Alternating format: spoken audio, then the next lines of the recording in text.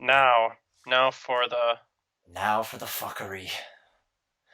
The fuckery of the day. mhm. Bow, bow, bow, bow. There, I even gave it a fucking little song and chime.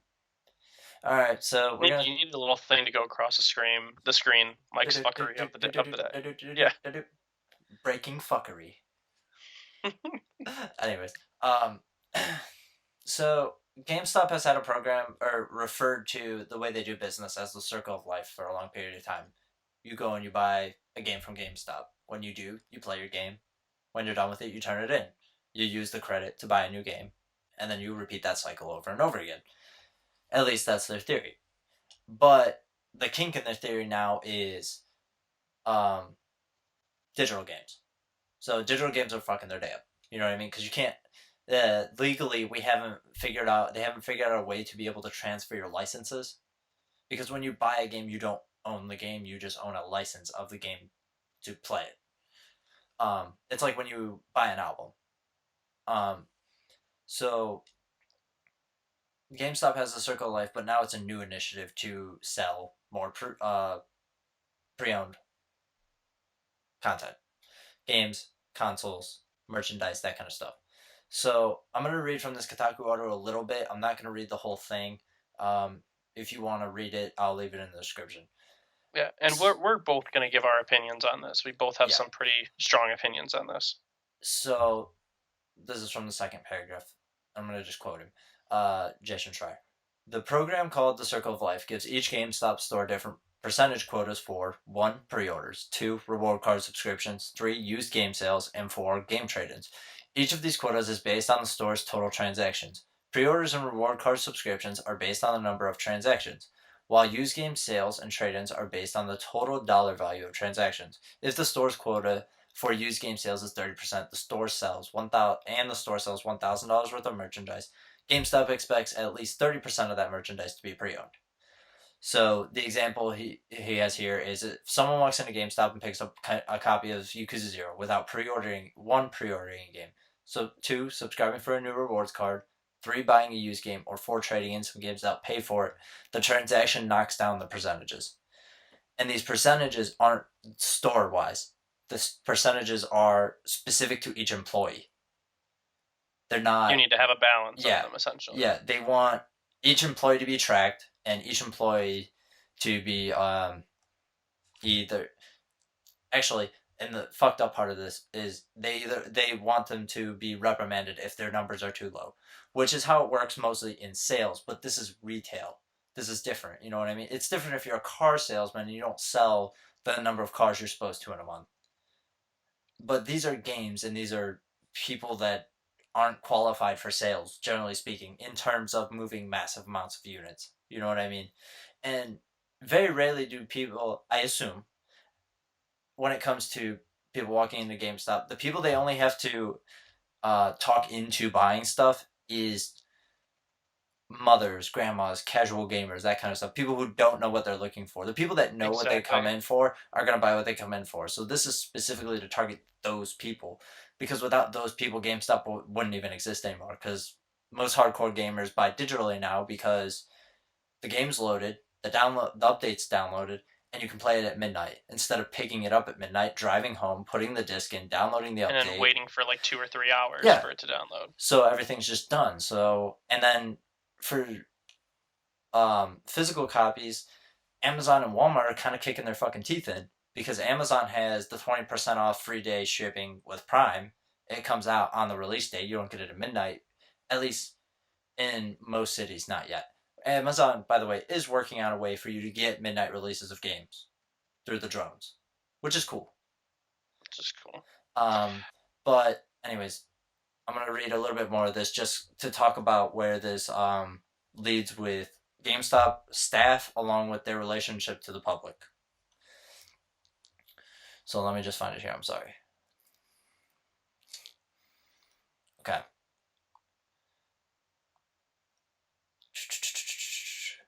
Okay. So he has quotes here from GameStop employees who have contacted him. Um, and one of them here is Circle. Well, here's. I'm just gonna read this. Circle of Life has long been a buzzword at GameStop, which makes the bulk of their profit of sales off pre-owned games and hardware, much to the dismay of video game publishers. Publishers don't like that because when they sell pre-owned games, the publisher makes no money. That's all GameStop's which is profit. something that I will bring up later. So in GameStop eyes, the transaction of video games is meant to be circular. You buy a game, trade it in, use the cash for another game, and you continue in the cycle. Now here's the quote. This has all been under the guise of doing better for the customer and giving the customer what they want / a better value, which is definitely not true, said a GameStop employee. Why would I get reserves if it's going to lead to a new sale? Why would I sell you a new game that you're excited about if it's going to hurt my numbers at the end of the day? Why would I sell you a new system if I'm going to be fired for doing so? It doesn't make any sense. Yeah. Essentially,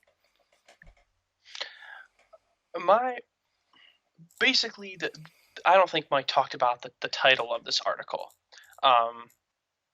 because that kind of ties into it. Can you tell me the title of the article, please? The title of the article is New GameStop Program Leads to Employees to Lie to Customers. So basically what this is, if I may. Yeah, go ahead. If I may. What the gist of what we're getting is that someone comes in to look for a game, and they'll either say, like, let's say the new Infinite Warfare, the day it released. Okay, people come in a day or two after it's released, and they go, "Hey, or not a day or two, like help me out here." Like a week later. Example. Yeah, like a week later isn't enough time for most people. And they come in, and even though they've got someone will come in and say, "Hey, I need a new copy of this game," and while they have a few pre-owned copies that people already turned in, and they'll be like, we're all out of new copies." Yeah, which in hopes that you will buy a used copy. And the only time that ever, to be fair, that does happen, but very rarely, and it only happens with niche games. I've told this story again, but I'll tell it again for the sake of conversation. Because I want to defend GameStop where it can be defended in a proper way.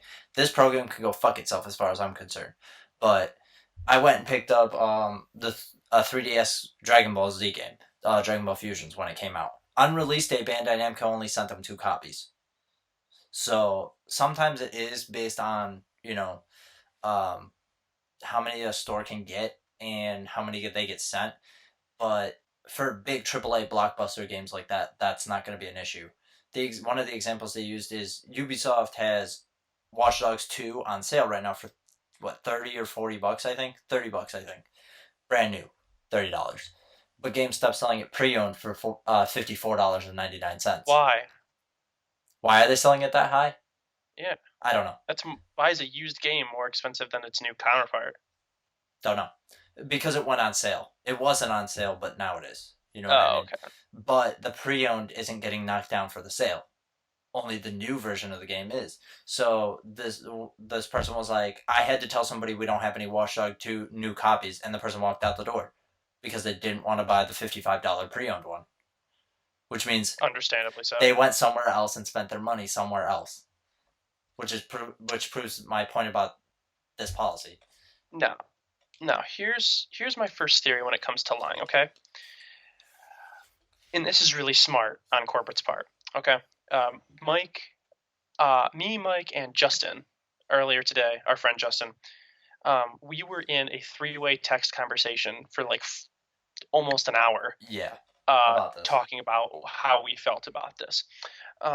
And part of what I feel is that the GameStop employees they themselves are getting penalized. Okay. Yeah. And of course, corporate is basically going to them, you need to find some way to sell more used things. And so GameStop, I feel like they know that means that they're going to have to lie. But keeps their hands clean. You have to ask GameStop, they go, we'd never support something like that, but that's just it. They don't say it. They know full well their employees are going to do it. And it's a tidy little system because it keeps their hands clean and puts all of the blame on the employees that are just trying to keep their job. As for the price thing, here's what I think. For new games, they don't control the prices or the profits that they make. Unless it's a special GameStop exclusive. Yeah, which only one game up to now, unless the new one came out. GameStop does publish game, but they only own one game, Song of the Deep. That's it. Anyways, Yeah. continue. So basically, they don't control the profits that they make off that. So for all we know, why don't we make an example and say out of every $60 game that they sell, they make a $10 profit on it. Okay, Theoretically. let's Yeah. go ahead and go with that in theory. I make a $10 profit on it. If I may. Yeah, If I may play devil's advocate, you also have to remember that they also have to pay Sony and Microsoft. So that means another $10 probably to Sony and Microsoft, which means the publisher's only getting $40 on their $60 game, not including taxes, not yeah. including shipping, not including manufacturing. So, anyways, But let's continue. be real. These game companies, they make a pretty profit. Oh They yeah, really do, especially for their. I mean, the big name titles. They make a yeah. pretty profit. They're not crying over Oh no. having to pay their publishers out. EA and They're really not. Activision make They insane amounts of money every yeah. year. If it were up to Activision, after paying them, they would take the exact amount of money they paid it, roll it into a blunt, and smoke it just to do it, just because they just have a stupid amount of money to do it. But Activision's toilet paper is probably $100 bills. yeah, yeah, yeah. Like, Cleansing your anyways, beehole with Benjamins. exactly. BWB. If Beehole with or if I BHW. may, Beehole with Benjamins. nothing will ever make me laugh as hard as this person who made a when I went to PAX East last year. They made a comparison to most developers are not owned. You know what I mean? By a publisher, so they have to go find one. They have to convince somebody to publish a game. They're like, we. It's not like Activision where you just go. You go up to a machine, you go, okay, Magic Money Machine, I want to make a game, and just a pile of money comes out. And I'm like, I mean, that's probably true because Activision made like $2 billion in or no, yeah, no, they made like an insane amount of profit. Like I'm pretty sure it was in the billions. Can I continue my Yes, I'm opinion now, sorry. please? This has nothing to do with Activision. I'm sorry. I just like to rag on them. So, like I said, let's say that they make a $10 profit off of selling a $60 game. Yeah. Okay. So, uh, $60 game. Okay. So then you bring back Infinite Warfare. Okay. And it's a new game, but they only give you because it's easy to find. It's not that obscure. There's still plenty of them. They'll only give you $7 for it. Okay. This is a It's just hypothetical. it's hypothetical. They only give you like, all right, fine. You want to make it a little bit more believable? They'll give you $15 for it, $12 to $15 for it for a new Call of Duty game. Okay. Okay. Please tell me what's wrong because you're No, very I'm just clearly like, disagreeing with me. You're like, oh, okay. I mean, I don't know the numbers. I just assumed it would be a little bit higher than that. Cause like I've turned in games like a week after release and I've gotten like $40, $35. Fuck, I turned in Fair. Pokemon and I got $35 for it months or like a year and a half after it was released. But that's Pokemon. Anyways, continue. I'm sorry. Let me continue my hypothetical scenario. Okay, so let's say we'll say $12.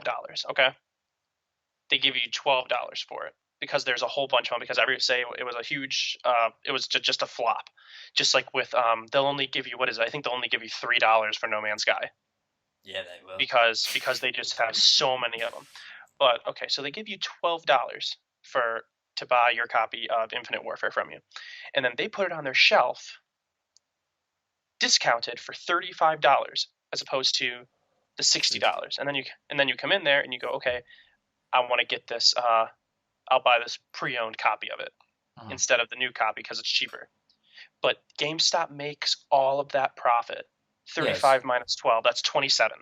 No, Well, it's not. it's Yeah, it minus is. two because they made $10 profit on the game originally, minus the $12 they shelled out. $2 negative, $35 Sorry, profit, that's $33. 20. That's $23. Am I No, right? $33. Is it 33? I'm Yes. losing my stuff. Would you believe I'm a math major? Holy crap! So they make a huge profit off of selling things that are already like in their own inventory as opposed to selling what the publisher gives them. Yeah, which So I have no problem with personally. no, not at all. I mean, it's a smart business model, but It's worked for them forever. So. in how practically it's working, and as a server in a restaurant, I feel the employees' pain because customers and stuff like when they are mad, like they won't give us any money for this game, and then they put it on the shelf and they charge us this much for it, this much for it. It's outrageous. It's not the employee's fault. They are on the bottom tier. They're on the people you see in the stores are on the very bottom tier. They have no control. They have absolutely no control over that. Do they have control over their own lying? Yes, but at the same time, Mike, Justin, and I really argued about this over. Yeah. Well, it's like it's your choice of a job, yes, but also like I could never lie at my job. I worked at a gas station for 2 years, and I worked at an expensive gas station. We have Giant Eagle here, which is a higher end food. It's kind of like Whole Foods kind of thing, but not as good. It's expensive food for something you could get at Walmart way cheaper, but you go there because of the people. You know what I mean? And it's the same thing with GameStop. People that go to GameStop only go to GameStop because they like the employees or because of convenience. They can go to Walmart. They can go to Target. They can go to Amazon. They can go to Best Buy. They can go pretty much anywhere they want, but they choose to go to GameStop, even though they know they're going to get ripped off. So, anyways. Yeah, I'm really friendly with the GameStop employees at my GameStop, Mm-hmm. and I can think that this probably isn't an issue for it. I like to think about the location of the GameStop. We're in Kent. I live in Kent, Ohio, because I go to Kent State University, and I have one GameStop here. I mean, there. Don't get me wrong. There's one in Stowe, and there's one in Streetsboro, which is neighboring, and I'm sure there's one in Ravenna too. Yeah. But you're in a college town, so a lot of these people, including myself, don't have a lot of money. So of course they're more inclined to trade in their games that they're not playing and buy used copies of games, so that and that will help GameStop's little wanting to push more used games. And then you go to what I was telling Mike, maybe like a wealthier community, like a wealthy community around here is Hudson, Yeah. where they Or just have a Independence. huge game rack at their house. You know, they don't turn Mm-hmm. in games, they don't buy used stuff. They go in and they buy new stuff. I could see how, depending on the location as to where the store is, How how that this could could affect. dramatically Yeah. affect how many new games or game systems. And they get in trouble over game systems the most because that's such a huge chunk of money. Yeah, exactly. Um, the thing is also digital sales are on the rise for everything: movies, games, music. It's just more convenient. Yeah, And impulse buying. It helps impulse buying as well. exactly. It's convenient. It's there. You know what I mean? So they're losing chunks of change there too, and the gaming industry is in this like confined area where it doesn't really know what to do yet because Sony and Microsoft and Nintendo need GameStop to help push hardware. They don't sell the hardware on their own. Sure, you can go through Walmart, Amazon, Best Buy, but it's the same problem everywhere. To get physical, you know, media, you have to sell your hardware, and to do that, you have to go through the people that sell your media. So you can't fuck them over by not making media anymore for them, but saying you need to sell our hardware because they're gonna turn their backs on you and say fuck you, especially GameStop because that's their whole thing. GameStop will tell you to fuck right off with that, and they wouldn't sell any of your shit. But then again, they'd have to close if they did that. Yeah. You know what I mean? So, whereas Walmart, Target, Amazon, they'd all be fine. Amazon, Walmart, and Target, Best Buy, they would probably all still carry the hardware and not give a fuck. But they would be pretty pissed about the profits they'd lose. But they also don't have trading programs, so that doesn't Yeah. hurt them. So, but GameStop's also been working on the licensing thing. We talked about this a little bit earlier. The Yeah.